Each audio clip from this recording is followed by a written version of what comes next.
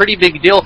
He's going to take out a pylon and maybe get this Robo Bay. I'm not sure. It's going to be close. I don't think he's going to be able to get this. It looks like Rumpler is just going to pull out, but he knows exactly what his opponent is going for. Double upgrades with Colossus, which is going to be a very, very powerful army if Rumpler allows this to extend for a very long time. Because look, right now Major Tom is not making that many units. He's sunk 200 into this and 100 into each of these upgrades. So his army value is going to be comparatively light. If we look, there is somewhere about army spending. There we go. So the army for the Protoss player is now about 800 resources behind, and even more, 1100 behind. So you can see that really he's just banking on being able to hold until all of these upgrades line up. He's able to get, and we see even charge going up. So he's just investing so heavily into tech, but the problem is he might not even be able to hold this push from Rumpler. It's +1 Marines against 0 upgrades on the Protoss units for just another 20 seconds. And if Rumpler had actually gone in there, he might have been able to do significant damage, but it looks like he is going to play cautiously and pull back. This command center is done. He hasn't moved it to take any of the bases. He should really be doing that, but we might be seeing an engagement. The engagement does happen. It doesn't look like all that much damage happened in terms of resources lost. Only 800, only 600 from the Terran, and about 1200 from the Protoss player. So both players are just playing very, very cautiously, but we can see that the Protoss is beginning to get that really late game army that you want. You want to have Colossi, you want to have Templar, you want to have Archons, you want to have Charge Loss, basically everything you can get. And he's been able to hold off, not hold off, he hasn't had to deal with any aggression, so he's been able to build up quite an effective army and get a lot of tech. But we do see in the engagement happening, the Vikings are firing on these Colossi, but they're not focus firing, so just now one of them goes down, and the other one does as well. But if we look right now, Major Tom is down to 56 supply, Rumpler is at 103, and if Rumpler recognizes how big of an advantage he's at right now, he can just go and end the game. There's also a drop right here in the main that I missed. If we look at the Harvesters killed, Rumpler killed every single probe in the main mineral line. He also took out a pylon, and this looks like it's going to be GG for Major Tom. We just see that Rumpler was able to hold off the attack that happened. He's taken his third base. He's up right now in Harvesters by about 14, and we can see him now moving into the natural base. He has these Vikings set up to deal with Colossi, and I don't really see what Major Tom can do. It seems he just got a little bit too greedy, getting +1/+1, Twilight Council charge, and Templar tech all at the same time, and he just wasn't able, maybe moving out was just a mistake for him. If you're going to be going for all of this sort of greedy tech play, you should probably stay at home and try and turtle up. But Major Tom calls the GG, Rumpler takes the series, and it's now 2-0 in favor of Cactus Shadows High School, moving into the 2v2.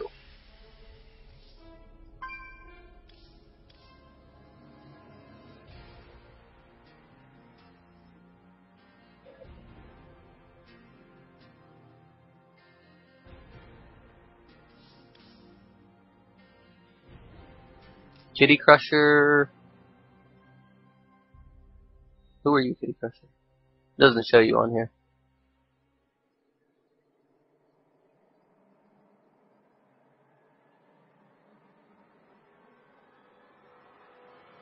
Okay, so the 2v2 is on Ruins of Tarsonis. It's one of those fortress-style maps where the teammates will spawn in the same sort of area of the map with a shared ramp, and it looks like we're going to have a random Protoss team versus a Protoss Zerg team. You don't see, so sort of the prototypical 2v2 team is Terran Zerg. You don't see all that much ZP or P random, because it's difficult to really get to the end game with that type of composition. You want to get the Colossi; those are good units, but it's hard to get there in 2v2 when you can deal with constant aggression from a Zerg and a Terran team.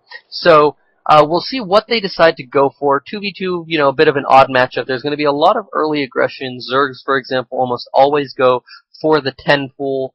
It does look like we are going to be waiting for one of the Woods Cross High School team players to get on, and then we'll be getting started. Now, in terms of what this means for the series, if the Cactus Shadows High School team takes it, it will be a 3-0 win for them. They don't need to play the fourth game, but why not? Why not play it? However, if Woods Cross takes this game, then they begin the journey to a comeback. Can they tie the series up 2-2 and force an ace match? That will remain to be seen. Let's look at these players. We have Rykon, the Bronze Protoss, Gamertag, the Silver Zerg, then J-Che, the Gold Zerg, and Fudgewinkle, the Gold Protoss. So this should be fun. It's always fun to see some of these players play, just because you can see some really zany strategies. Let me confirm.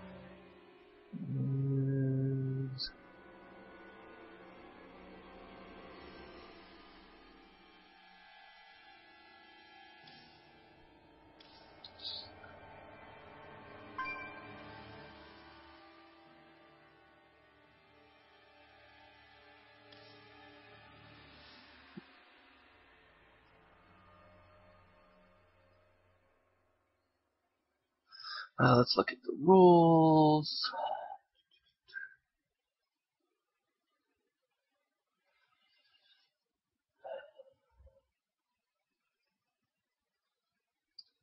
Okay, so we will be moving into this 2v2 on Ruins of Tarsonis between the teams from Woods Cross High School and Cactus Shadows High School.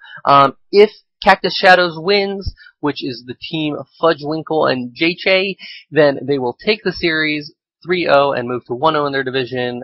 So Gamertag and Rykon really need to win this series if they want to begin their comeback. Let's see what is going on Nassau. Anyone want to tell me?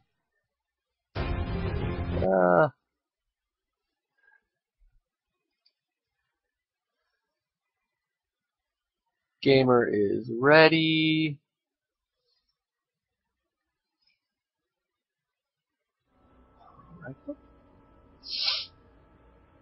So just to go into a bit of the details. So as if you read this chat, double racing, so going double P, double Z, double T isn't allowed. So if you want to hope for one of those matchups, then you have to, play random as have one of your team play random, and the other player, the race that you're hoping double up on.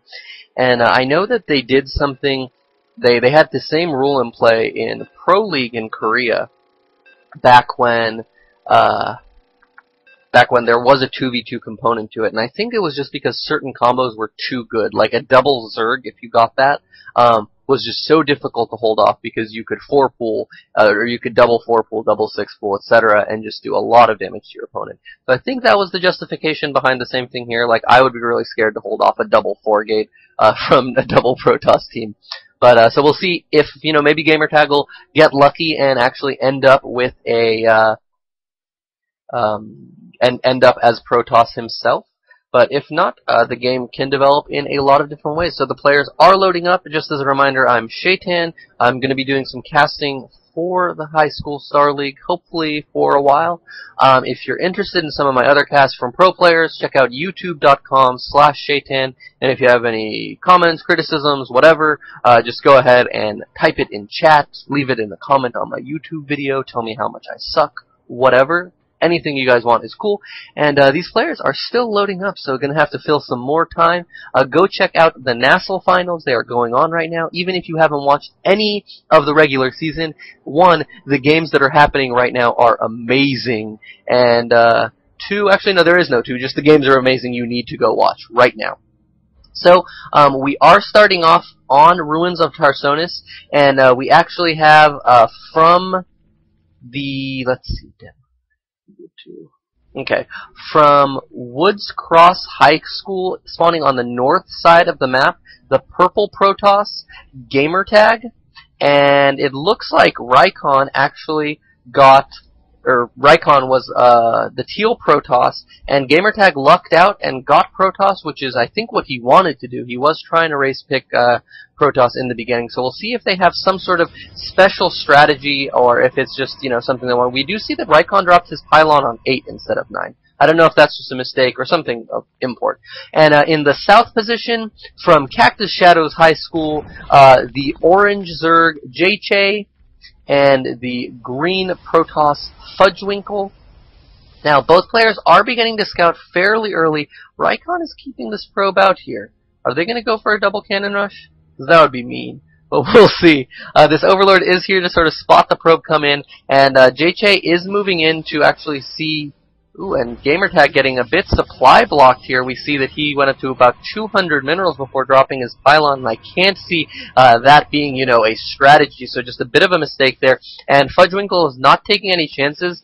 He is chasing around Rykon's probe. He doesn't want to get cannon rushed, and we do see that JJ, after doing an extractor trick, which I think is actually suboptimal, just as a note there, I think some people, like, did, you know, hundreds of simulations and stuff, and going for a 9 Overlord and then continuing to make drones is better than going 10 Overlord with Extractor Trick. But we do see a 14-14 opening from JJ, which is one of the more standard Zerg openings, and really it's something that you don't see it that much in 2v2. A lot of times you see 10 pulls from Zerg players just because then you can come in and usually do some damage to a Protoss or a Zerg player that hasn't 10 pulled, but we don't see that happening right now. Just the 14-14 pull, and both the Protoss players on the Woods Cross High School side are just beginning to make this wall over here. Now Fudgewinkle will scout it, and it's going to be a fairly strong wall. It's actually, it's going to be a complete wall, which is interesting. So now you know that these players really want to turtle up, you know, build up some army back here, and then eventually get out. We will see, let's see, is Fudgewinkle. Fudgewinkle did lose his scouting probe, I guess. Did get to see basically everything that was happening, but we also see that JJ is hiding a drone down here. I don't, probably just for scouting, but he might be doing some Cats-esque style moves, maybe proxy hatching, seeing what he can do.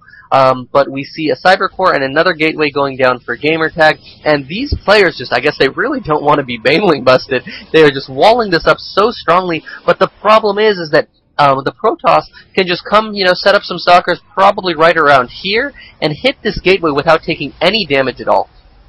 So that's the danger with walls, is, you know, they can be taken down by long-range units because some units won't be able to fire from over this gateway. That's why 3-gate Void Ray pressure from a Protoss against a Terran with a wall is so deadly. But we see that JJ he wants to draw this out, right? He's taken an expansion fairly early, just a normal Speedling expand, and that's not something you see all the time in 2v2s. A lot of times you see a lot of one-basing Zerg for a while until, you know, maybe another 3-4 minutes into the game they'll finally take their expansion.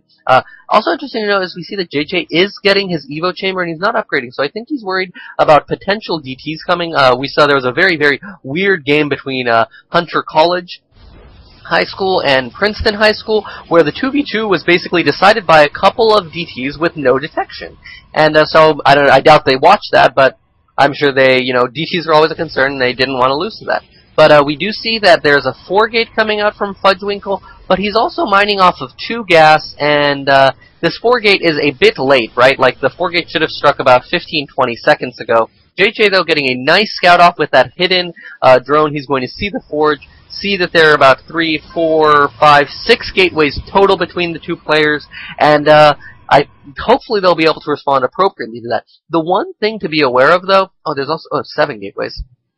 The one thing to be aware of, though, is 2v2 is a bit of aggression right here from the Protoss player. He has this proxy pylon. He's going to try and do, I don't know how much damage he's going to be able to. There are a lot of zealots here, which the stalkers will be able to kite for some time, but I don't think he'll be able to get up and do any damage into the wall of the opponent player. But the thing about 2v2 is it's a bit of a weird matchup, right? Like, you're not going to have that. Most players don't practice 2v2 that much, and so a lot of times they just do the 1v1 builds. And so you can tell the difference between a team that has been practicing 2v2 a lot, you know, playing customs, playing arranged teams on the ladder, and one that's just kind of tossed in there to see what they're doing. And Gamertag is actually, you know, he's playing very defensively. He has 2 cannons in his mineral line. He has a cannon out here. I'm not all too sure. I guess he's worried about Warp Prism harass, but I guess that's a good idea. I'm not sure. But now we see that the Protoss player is moving in. He's going to do a little bit of damage, draw them back, try and get time for these Zerglings to set up a flank, but the Zerglings are just going to get killed by these Zealots very, very easily, and we can see that the Stalkers are just able to do a lot of damage as they're buffered by the Zerglings, and we see that I think Fudgewinkle is just going to be able to break through this. If we look at Harvesters, all of them are even, so really all that matters is this army that is here, and if Fudgewinkle starts to micro a little bit more and not take damage from these zealots, no, don't head up toward the wall, head away from the wall, then move toward the wall, then he'll be able to do quite well, and we see that he's keeping all the sentries, and now it's really just Fudgewinkle's army is going to move up here right now, take out the cannon, and this is where that wall